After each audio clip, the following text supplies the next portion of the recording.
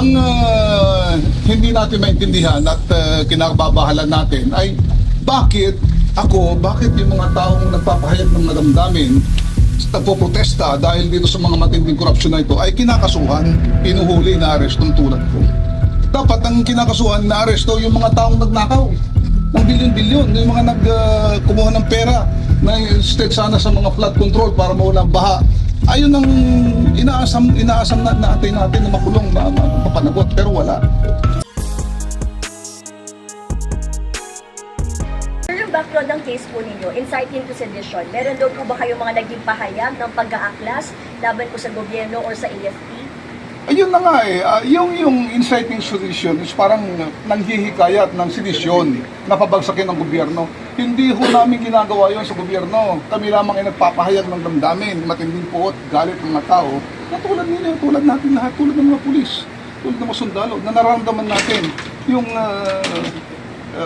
paglapastangan ng mga taong pinagkatiwalaan natin, mga taong binoto natin, na pagsilbihan tayo, pero sa halip, tayo ay winalangya. Ninakaw nila yung pera ng taong bayan. Yun ang gusto natin mapanagot. Pero is it true, sir, na nakikayat kayo sa militar na mag-aklas po sa pamahalaan? Hindi, wala tayong mag-aaklas. Hindi po pwede yun. Yun, masasabi natin mag-aaklas, babagsakin ng gobyerno, talagang seditious yun. Pero hindi ko ginawa yun, yung ginagawa ng United People's Initiative yun. Pero General, ano daw po yung naging context? Bakit po kayo kinasuhan ng inciting to sedition? Yung sinasabi nila, yung mga post ko raw na destabilization, ng gugulo sa gobyerno, mga ganon. Pero wala naman yung talagang mag-aklas, labanan ng gobyerno, papagsakin, wala namang ganon. During the arrest, sir, nakaramdam ba kayo na parang may na-violate sa rights po ninyo? Hindi naman, dahil of course, binasahan ako ng Miranda rights pag-aresto sa akin sa airport, sa terminal, binasahan ako ng CIDG ng aking mga karapatan. So unfortunately, yung karapatan niyo nakalagay doon ay I am entitled, I have the right to counsel or legal counsel or legal assistance. Unfortunately kanina hindi nakapasok yung mga lawyers namin kaya nagkaroon ng konting commotion doon. Gusto sana ng lawyers namin na makausap ako kasi hiniwalay yung pag-aresto sa akin, wala yung mga lawyers doon. Yun lang naman ang nag-issue doon. So saan kanina, sir, ni na Atty. Topacio, baka magsampa ng reklamo po sa mga pulis? Yun ang sinasabi ni Atty. Topacio dahil na-violate daw yung rights ko na hindi ako nabigyan ng karapatang legal assistance ng mga lawyers. So, bahala na si Atty. Topacio doon kung anong nararapat na gawin sa bagay na yun. Thank you, sir. Sir, sa January 14 na po yung arraignment po ninyo. Ano yung mga susunod na hakbang? Sa ngayon, dahil nagkaroon tayo ng holiday, so may meeting kami, titingnan natin, pero maasahan nyo na tuloy-tuloy pa rin tayo na magpapahayag ng ating mga damdamin. Hindi lang naman kami, hindi lang ako, kundi we represent yung mga taong bayan para mapanagot at mabigyan ng hustisya ng ating mga kababayan. Yun lamang po. Thank you, sir. Sir, tama ba sir? Retired Marine General kayo? No, I retired from the Air Force. Air Force. O, kasi dun sa press release kasi sir nakalagay Kinurek na Marine. ni Atty. And then kayo po ngayon ang lead convener po ng BPI. Yes. Sir, to clarify, Hindi nakita baka doon ba.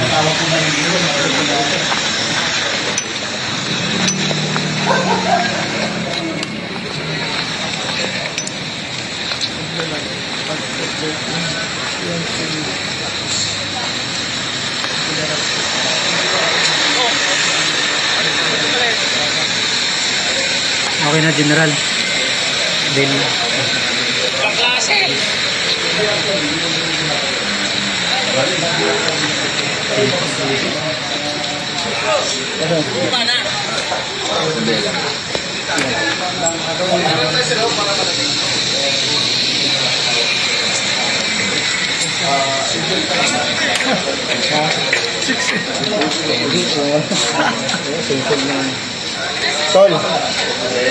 Tol, dito sa likod.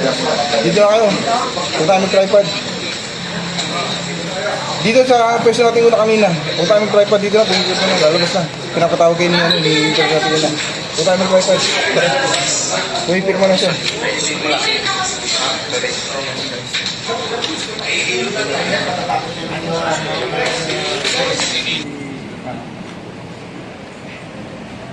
Pwede pumasok.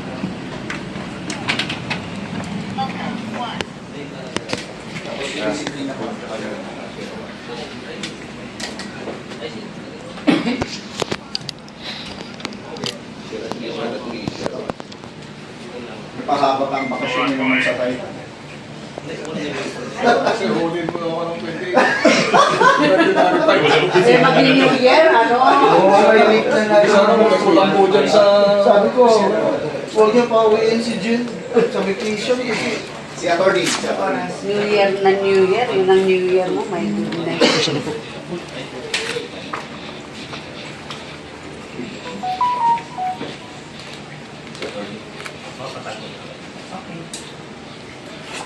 Okay naman, wala kayong naiwanan, wala kayong... So, dito na labas na rin. Sir, kamusta sir?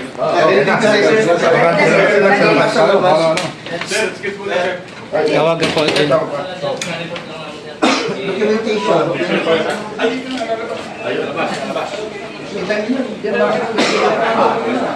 Pwesto na lang kayo sa labas para ano.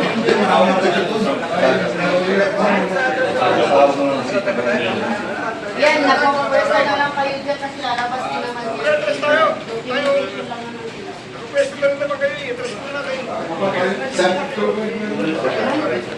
Okay nyo kayo. Okay nyo kayo sir. Ayan. Kayo, hindi naman ikaw nag-release na yan sa kanya. Hindi mo ka nagsipirma. Ikaw nag-release sa kanya sa sabihin.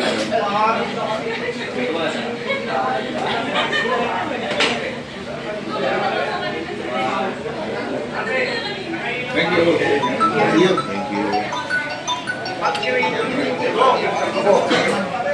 Anytime, dito lang.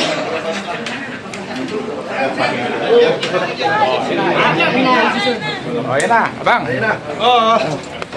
ito lang sir lapel lang. Galing po from US. 1, 2, 3. Per bot, rolling. Wala kagawan.